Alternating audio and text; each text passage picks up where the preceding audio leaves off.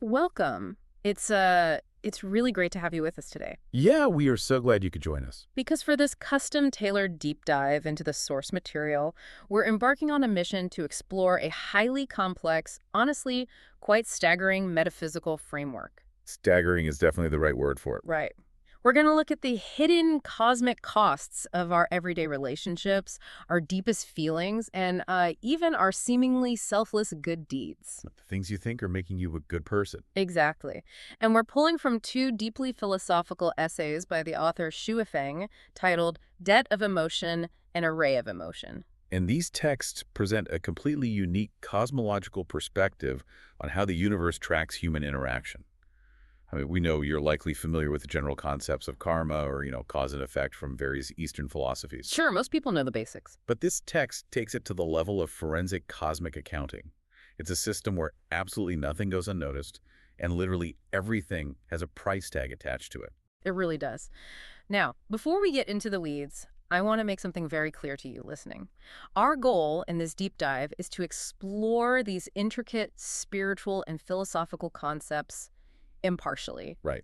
We are just looking at the source material. We are not here to endorse the text's religious or cosmological viewpoints as absolute truth. Our mission is simply to unpack the author's unique ideas, lay them out on the table, and give you the chance to examine them for yourself. It's a fascinating thought experiment, regardless of your personal beliefs. I'm glad you brought that up because this framework challenges some of our most fundamental, universally accepted assumptions about love, charity, and human connection. It's going to push some buttons for sure. Okay, let's unpack this. The core premise of these essays is the idea that every single interaction we have is tracked in a universal ledger. And our emotions, the text actually defines them as a form of antimatter energy. Which sounds wild, I know. We're going to break down exactly what that means scientifically and spiritually in a moment. But first, we need to understand the ledger itself. The first text, Debt of Emotion, lays out 5 specific cosmic debts that a person can accrue. Yeah, the framework of the 5 debts is the absolute foundation here. It starts with the very tangible and moves toward the highly abstract. So what's the first one? The first is object debt. This is exactly what it sounds like. If you borrow someone's belongings and don't return them, or if you take and consume someone else's things without giving back, you've accrued an object debt. Which, let's be honest, probably implicates all of us. I mean, I'm pretty sure I still have a Tupperware container from a neighbor from about 2018, so Yeah, your cosmic ledger is definitely in the red right off the bat. I really need to give that back. You might want to return that Tupperware because the text is very literal about this. The second is money debt. Again, very straightforward. You borrow or use someone else's money without repaying it, that's a money debt. Makes total sense. But the third one is where the framework starts to get incredibly complex, and that's emotion debt. According to the text, you incur this debt anytime you receive help from someone, or if you receive psychological, spiritual, or physiological comfort from them, and you don't provide a return or compensation. So it isn't just about physical items or cash anymore, it's about an imbalance of support. Precisely. If someone is there for you during a really hard time and you don't return that energy or show equivalent gratitude, you owe them on a cosmic level. That is the mechanism. Hmm. And it scales up significantly with the fourth category, which is heaven debt. You incur a heaven debt anytime you harm nature or other people without making a sufficient corresponding contribution or sacrifice to balance it out. Just existing in the modern world and interacting with nature seems like it would rack up a massive heaven debt if you aren't actively, consciously giving back to the environment. Oh, absolutely. It's a heavy burden. And finally, there's the fifth debt, which the text treats as an absolute, uncompromising rule: life debt. Right. The author references the old saying that killing a person requires paying with one's life, but expands it massively to say that killing any life requires you to pay with your own life. If you've taken a life and haven't repaid it, you carry a life debt. And the ultimate consequence for carrying any of these 5 debts is severe. What's fascinating here is that the author states, we must remember a very strict rule. What's the rule? As long as any of these debts remain unpaid, Even the Tupperware. even the Tupperware, a person is doomed to enter the cycle of reincarnation. There's absolutely zero hope of ascending or going to heaven if your ledger isn't entirely balanced. You're just stuck. Completely stuck. And that brings us to what I think is going to be the most jarring takeaway for you, the listener, especially when we drill down into a subcategory of emotion debt called human favor debt. This is where the text completely flips traditional morality on its head. It really does. The rule Xu Feng lays out is, quote, "Do not help those who do not ask." It forces a total reevaluation of intent versus impact. Mm. Traditional human ethics champion spontaneous charity. Yes, stepping in to help someone just because you see they need it. But the text argues that if someone hasn't asked for your help and you help them anyway, you're actually harming them on a spiritual level. Wait, hold on, let's play this out. If I hold a door for someone whose hands are full, or if I pay for the coffee of the person behind me in the drive-thru just to be nice, The text is saying you're harming them how does it reconcile that with the idea of being a good person? because you're forcing them into an emotion debt without their consent. Oh, You're essentially adding an unwarranted line item to their cosmic ledger. wow. You feel like a good Samaritan, but what you've actually done is imposed a human favor debt on them. And because unpaid debts trap a soul in reincarnation, the text vividly claims that your unsolicited help might force that person to reincarnate in their next life as a pig, a dog, a cow, or a sheep. Just to repay the favor. Just so they can serve you and repay that unwarranted favor, the author explicitly calls this practice of unsolicited helping cruel. That is a heavy paradigm shift. You think you're generating good karma, but you're actually tethering a stranger's soul to a farm animal in the next life. You're trapping them by making them owe you. It's the ultimate critique of ego-driven charity. Are you helping them because they need it, or are you helping them because it makes you feel good? The cosmic ledger doesn't care about your warm, fuzzy feelings. It only logs the imbalance you just created. Exactly. And this rigorous accounting applies just as strictly to our intimate lives. Let's pivot to that, because the text dives deep into the second type of emotion debt, which is romantic debt. This deals specifically with the love between partners. Right, the romantic connections. The text argues that human beings naturally need psychological, spiritual, and physical comfort. But, just like the other debts, when a person receives this comfort from a partner and doesn't give corresponding comfort in return, a cosmic debt is created. If we connect this to the bigger picture, the text introduces a highly nuanced concept within romantic debt called emotional destiny, or qingyuan. And this is where the psychological insight of the author really shines. It's not just about the physical acts of giving and taking comfort. Emotional destiny means that even if you just hold on to deep affection for someone, or if you constantly miss an expert. Or if you simply feel a lingering sense that you owe someone an apology. Exactly. Even if the relationship has been over for decades, that unresolved feeling is a debt. I want you to reflect on your own life right now. Think about your past. How many fleeting connections, unrequited crushes, or lingering what-ifs do you have bouncing around in your head? We all have them. We usually think of nostalgia or a lack of closure as just a normal, albeit painful, part of the human experience. But according to this framework, every single one of those unresolved feelings is actively anchoring you to the physical world. It transforms our modern obsession with finding closure into a literal cosmic necessity. Letting go isn't just good for your mental health. It's required for your spiritual freedom. Yes, holding on to that affection is like wearing lead boots while trying to swim to the surface. It's a very heavy burden to place on the simple act of missing someone. So if we're generating all this massive reincarnating debt just by feeling things, what exactly are these feelings? What is the actual substance of emotion that makes it so dangerous? That's the big question. And that's what the second text we're exploring today, Array of Emotion, tries to answer. The author starts by listing some incredibly dramatic cultural and literary examples to show the sheer destructive power of love. Oh, the examples are intense. We're talking about Romeo willingly drinking poison, Zhu Yingtai throwing herself into a grave, Du Xiniang sinking her precious jewel box in anger. And the text includes legendary Chinese figures as well, like the white snake transforming to marry Zhu Xian, or Meng Jiangyun weeping so bitterly for her husband that she brought down a section of the Great Wall. The author uses these to illustrate a historical pattern. Right, the text points out that for thousands of years, the world has seen endless tragedies driven entirely by emotion. People elope, they commit suicide, they duel to the death. They go utterly bankrupt. They even commit murder, all for love. People spend their whole lives living solely for emotion. And when they lose it, they suffer complete mental breakdowns. So what does this all mean? To answer that, the author provides a unique definition of what emotion, or qing in Chinese, actually is. In this framework, Emotion isn't just a psychological feeling or a chemical reaction in your brain. It's an antimatter energy. Let's unpack that term, because antimatter sounds like science fiction. What does the text mean by it in a spiritual context? Think of regular matter as everything physical in the universe, Hmm. your body, the trees, the earth.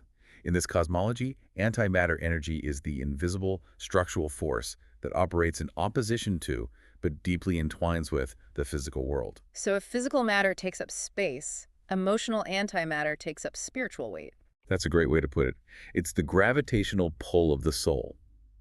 Its purpose is to maintain order, what the text calls the ethics of heaven, earth, immortals, and humans. It's the invisible glue of the universe. The text says life must have emotion. Without it, life dies. And it's not just a human phenomenon either. The author points out that gods have emotion, immortals have it, birds and beasts have it, plants and trees have it. Even demons and ghosts have emotion. It's a universal constant, but it acts as a sorting mechanism. The author describes emotion as an 8-trigram array. In traditional Chinese thought, an 8-trigram array is a complex matrix or a maze used in military strategy or divination. Here, it's an emotional maze. How does the maze work? The quality and breadth of your emotion determines your exact place in the universe. If your emotion is narrow, obsessive, and impoverished, you are trapped in the lower levels of the maze, closer to hell. If your emotion is broad, abundant, and rich, you navigate upward, closer to heaven. The text also breaks down the anatomy of the universe to explain exactly where emotion fits into the grand design. It states there are 3 fundamental elements to the universe: consciousness, structure, and energy. And life has 3 corresponding treasures. Tao represents consciousness, nature or sex represents structure, and love represents energy. To put that in more accessible terms, consciousness, the Tao, is the blueprint of a house. Nature, the structure, is the physical wood and bricks of the house. And love, the energy, is the electricity running through the house to make it habitable. The brilliant synthesis of this text is that emotion, or king, combines all 3. You can't separate them. As long as there is love, or structure, or consciousness, there is emotion. To make this massive abstract concept relatable, the author uses a fantastic analogy. Emotion is like salt. I love this analogy. If your life has too little emotion, if it's too light, your life is completely tasteless. But if your emotion is too heavy, too concentrated in one area, life becomes incredibly bitter and toxic. It perfectly encapsulates the danger of getting trapped in the narrow, intense emotions that cause the tragedies we discussed earlier.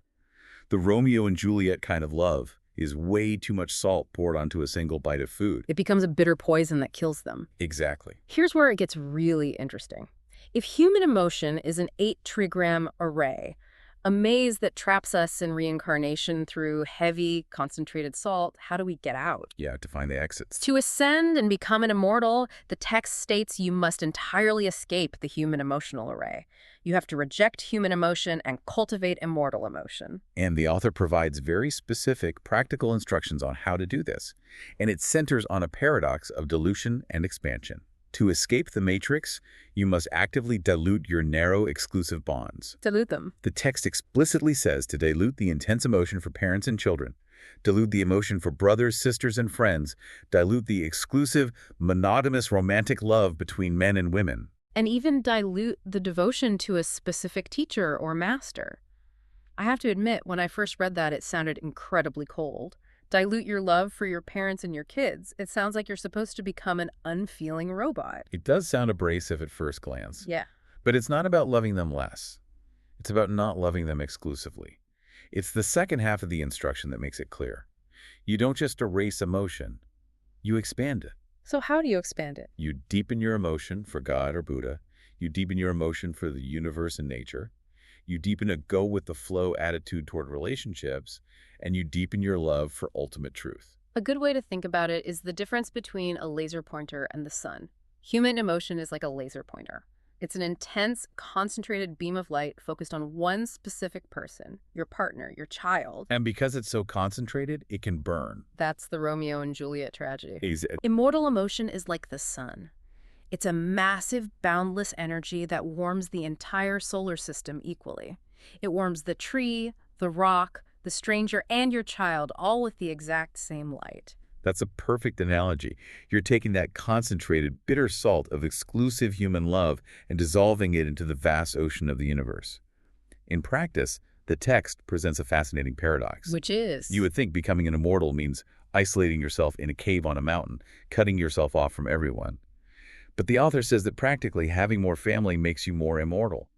Having more lovers, having more people you love, makes your emotion more immortal. Because having more shatters the exclusivity. Yeah. If you love the mountains and rivers, if you cherish all living things equally, if you even just enjoy playing games and having fun with strangers, you're expanding your emotion. You aren't cutting off your feelings. You're spreading that antimatter energy everywhere so it doesn't weigh you down in any one spot. The wider it spreads, the closer you get to heaven. Broad emotion equals immortal emotion. Narrow emotion equals human entanglement. But let's bring this down to a practical level for you listening. Let's say you grasp this. You want to be the sun, not the laser pointer.